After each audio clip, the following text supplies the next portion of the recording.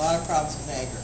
Well, what is the root of anger? Rejection. Rejection, bitterness, you hurt my feelings. Sometimes it even could be incest or rape or molestation. But that all comes from feeling rejected and hurt, right? Is that right? So you had a lot of hurt and unforgiveness, anger because your father died, was that it? My mother died Christmas morning 1999, and my father died, and a lot of people died in the last 10 years, like one every year, and then I was raped in 2004 and had a baby from it, and so yeah, it's a lot of hurt. I know, because I was raped and molested as a kid too, so I know what you're talking about. Amen?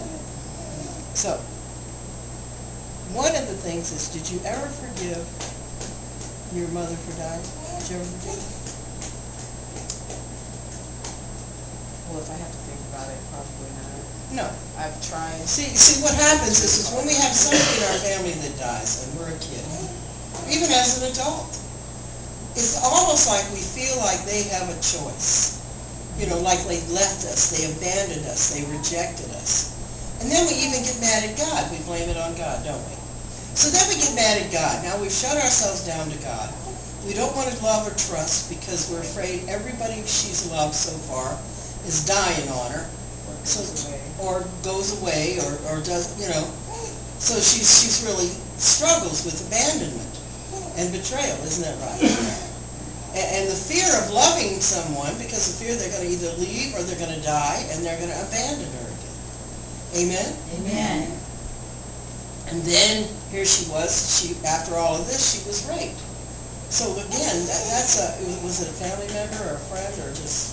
No, I was 17, I was walking home from work one night, and then two guys that were out picking up hookers assumed that I was one, and I told them no, I'm not going to sell, and then they just decided they decided they were going to So, you know, here you go again. Now, she's already angry. Amen. She's already mad at God. See? And then here comes along these guys. What do you think that does to her relationship with God, with men? punches it in the face. Punches it in the face. That really puts a big punch in it, doesn't it? See? So now she's in a relationship, she's married, but what the hey? She's got some issues here that really need to be dealt with, doesn't she? Amen. You know, a couple times we've experienced her anger that has gone off the hook, haven't we? Amen. You know, but she needs to get a handle on that. And the only way she can get a handle on that is through deliverance, isn't that right? Amen. You know, because I've seen her go off, and it's like, it's not even, I've been like that. You know, when I get so angry, I even black out. Do you black out? Well, I'd black out because the demon of anger would take me over, and I'd go from anger into murder, violence, rage. I shake. Yes, I shake, cry. See, when I start getting so angry, I start crying and shaking. You better get out of my way because I'm demon possessed. Amen. And it's just like Deborah was saying, that she used to be a gangbanger, and she said that she, you know, when somebody, she gets into a confrontation or conflict, that old Deborah tries to come back up on her, that old gangbanger, the murderer, the violent person, the one that's in the rage, and it frightens her. Amen? Well, Jan the man doesn't come up on her. You know, she used to carry a pistol. She was very violent. I was an expert marksman. I took self-defense with the WAFs. So I'm considered a deadly weapon, amen? So I was really very violent. I mean, I used to beat up people all the time and hurt people. You know, I couldn't carry a pistol because I was afraid I was going to kill somebody, you know, so I understand where you're coming from.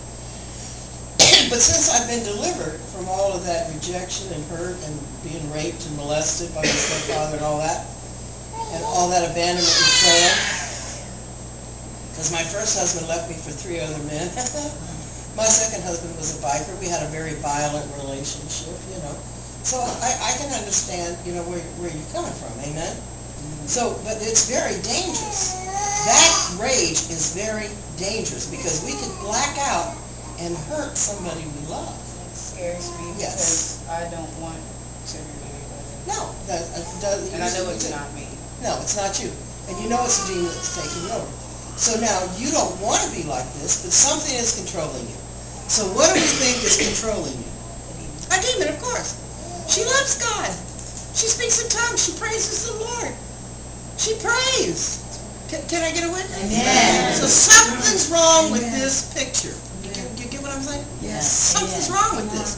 And now we got the power as the church, and we're not using it. We got people. I know a girl that was in a leadership role in the church